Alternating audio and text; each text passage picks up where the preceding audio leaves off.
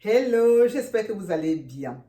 Alors, aujourd'hui, nous sommes le 3 juin 2024 et je suis ravie de vous retrouver.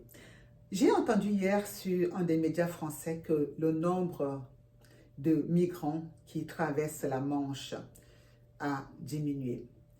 Ils ont constaté cette diminution déjà en avril 2023 et cela a continué jusqu'en avril 2024.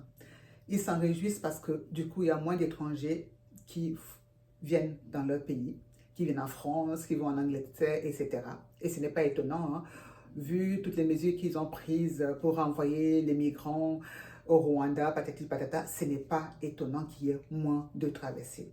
Mais moi, ça me réjouit parce qu'il y a moins de morts sur les routes migratoires.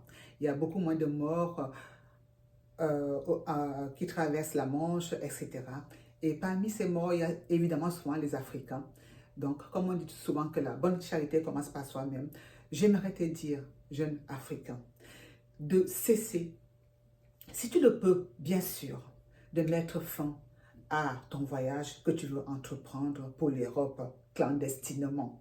Ça ne sert à rien. Tu vas faire face à la mort en Méditerranée. Tu vas faire face à la maltraitance dans les centres de rétention administratifs. Tu vas faire face aux violences et tout ça. Donc, te voilà prévenu. Je sais que certains n'ont pas le choix. Il y a des pays comme le Soudan qui sont en guerre. Il y a un génocide qui a lieu depuis des années en République démocratique du Congo. Il y a beaucoup de morts. Il y a des guerres un peu partout en Afrique. Il y a beaucoup de terrorisme aussi. Et je sais que dans certains pays, les citoyens ne peuvent pas faire autrement. Ils sont obligés de prendre la route d'exil. Ils ont besoin de demander l'asile en Europe, aux États-Unis, au Canada, etc. Mais il se trouve qu'en ce moment, en Europe, c'est vraiment difficile d'avoir une possibilité que votre dossier d'asile soit accepté. C'est de plus en plus restrictif, c'est de plus en plus difficile. Alors, si vous pouvez, en tant qu'Africain, demander l'asile dans un des pays africains, les Soudanais, par exemple, se rendent massivement au Tchad. Il y a aussi des réfugiés en Tanzanie, en Afrique du Sud. Privilégiez plutôt un pays africain. Et d'ailleurs, c'est ce qui se passe dans la majorité des cas. Hein. Contrairement à ce que les médias veulent bien nous faire croire, c'était comme si la plupart des migrants sur les routes sont des Africains. Non. J'ai lu qu'il y avait beaucoup d'Afghans, beaucoup de Syriens également, même les Tunisiens. Il y a aussi des migrants qui viennent des pays du Maghreb. Il ne faut pas croire, hein. Même si la Tunisie actuellement malmène les Africains du sud de l'Afrique qui veulent traverser pour aller en Grèce ou en Italie, puisque l'Union européenne a déversé des millions d'euros pour que la Tunisie retienne les migrants. Il y a également tous ces habitants du Maghreb qui voyagent également, qui viennent aussi, qui veulent venir se chercher en Europe, qui veulent chercher une meilleure vie en Europe, ce qui est tout à fait humain. Alors, je me répète, j'ai dit aux jeunes Africains de ne pas le faire.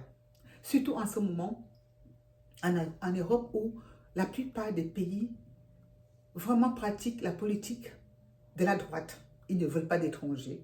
Ils font tout pour que les étrangers ne viennent pas s'installer en Europe. Bientôt, il va y avoir les élections européennes. Et j'ai l'impression que c'est les partis de droite et d'extrême droite qui vont gagner ces élections. Et vous savez très bien ce que ça suppose. Ça suppose que les étrangers, de nouveau, la politique étrangère va encore être plus restrictive. Donc, si, malgré les conseils que je vous donne, vous prenez quand même les routes migratoires, sachez que déjà, il y a le désert qui vous attend. Il y a en Tunisie, on va vous retenir là-bas, vous risquez de vous retrouver dans les champs d'olives, hein, parce que là-bas, on ne laisse pas passer les migrants. Ils ont reçu de l'argent de la part de l'Union européenne pour retenir les migrants en Tunisie. On ne vous laisse pas passer. Vous allez perdre votre temps en Tunisie, vos années de vie en Tunisie. Et quand bien même vous avez la possibilité de traverser, si vous arrivez à traverser, si vous avez beaucoup d'argent, pour aller en Grèce ou en Italie, si vous avez la chance même d'arriver en Grèce, merci, Dieu merci, parce qu'il y a aussi Frontex, la police européenne qui vous attend là-bas, qui ne laisse pas souvent arriver les canaux de fortune que vous prenez, là, les bateaux de fortune que vous prenez. Il y a la police des frontières européennes qui vous attend. Parfois, on refoule aussi les migrants. Quand bien même vous réussissez à passer, vous arrivez, on va vous mettre dans des centres de rétention administratifs. Moi, j'appelle ça des prisons. Ces centres de rétention administratifs où on va étudier votre dossier et vous pouvez rester dans ce centre pendant 2, 3, 4, voire 5 ans, voire même plus, et être refoulé en Afrique. Donc, réfléchissez à 2 fois aujourd'hui avant de prendre les routes migratoires parce que ça ne vaut vraiment pas la peine. Vous allez peut-être perdre votre vie. Si vous arrivez à passer, vous allez perdre votre temps. Et si vous arrivez en Europe, pour recommencer votre vie à zéro, après tous ces traumas, tous ces traumatismes que vous avez vécus, c'est souvent difficile. Et d'ailleurs, il remarque de plus en plus des problèmes de santé mentale parmi les migrants qui arrivent en Europe, qui arrivent aux États-Unis ou au Canada. Ces gens-là ont vu tellement de choses horribles que quand ils arrivent à s'installer dans un des pays européens, ils souffrent de ces traumas. Ils ont des problèmes de santé mentale. Donc réfléchissez à 3 fois avant de prendre les routes clandestines. Si vous devez venir en Europe parce que votre pays est en guerre, ça, je peux comprendre. Et je souhaite vraiment bonne chance à ceux qui fuient les guerres et tout ça, d'arriver sains et saufs et de faire la demande d'asile et que leur demande d'asile soit acceptée. Parce que là aussi, on mène des enquêtes qui vont durer des mois et des mois, même si depuis quelque temps, ils ont décidé de diminuer quand même le nombre de mois d'attente, le nombre de temps où on va vous donner la réponse si votre dossier est accepté ou pas par rapport à l'asile, mais c'est toujours une perte de temps. C'est vraiment une perte de temps. Donc, prenez soin de vous. D'ailleurs, moi je vais dire aux jeunes Africains, lorsque vous voulez venir en Europe et que ça ne fonctionne pas, laissez tomber, attendez. Si vous n'avez pas de visa, laissez tomber. Faites encore une autre demande. Et privilégiez même de venir faire les études. Demandez des visas pour étudiants. Il y a plusieurs manières de venir en Europe de manière de bonne façon en fait.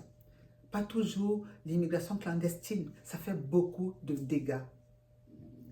Parce que vous êtes en fait le futur de l'Afrique. C'est pour ça que je me suis engagée dans cette cause. J'aimerais vraiment apporter ma pierre à l'édifice. Prenez soin de vous. Parce qu'un jour, de toute façon, ils auront besoin de main-d'œuvre.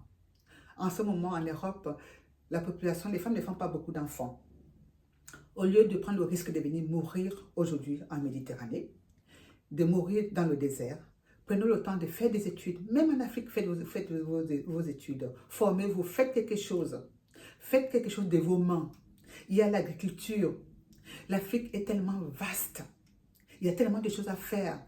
Et je sais que les jeunes Africains n'aiment pas cultiver les champs et tout ça. Mais même en Europe, c'est en travaillant la terre que plus tard, l'Occident s'est industrialisé. Ce n'est pas sorti de nulle part comme ça. Ils ont dû d'abord travailler les terres et ensuite transformer tous ces produits agricoles. Ils ont inventé des machines pour transformer les produits agricoles. Dans chaque pays, en fait, c'est toujours l'agriculture d'abord qui a sauvé les êtres humains. Quand on est bien nourri, on pense, on réfléchit à inventer, à améliorer la vie des êtres humains. Il faut que les jeunes Africains se mettent à l'agriculture. C'est très important. Nous avons d'immenses étendues de terres arables. Il faut vraiment qu'on se mette à l'agriculture. Donc, jeunes Africains, avant de penser de venir en Europe, de prendre les routes migratoires, regarde autour de toi si tu ne peux pas planter quelque chose, tu ne peux pas travailler la terre, tu ne peux pas cultiver la terre. C'est bien l'aventure. Je ne dis pas qu'on ne doit pas chercher à améliorer sa vie, à venir en Europe, à aller aux États-Unis. Je ne dis pas ça, mais il faut le faire de manière conforme, de manière à ne pas y laisser sa peau. C'est de ça que je voulais vous parler aujourd'hui. Alors, c'est bientôt la rentrée, j'en profite aussi, c'est bientôt la rentrée universitaire en Suisse. Je vais dire ça à partir du mois de septembre en tout cas.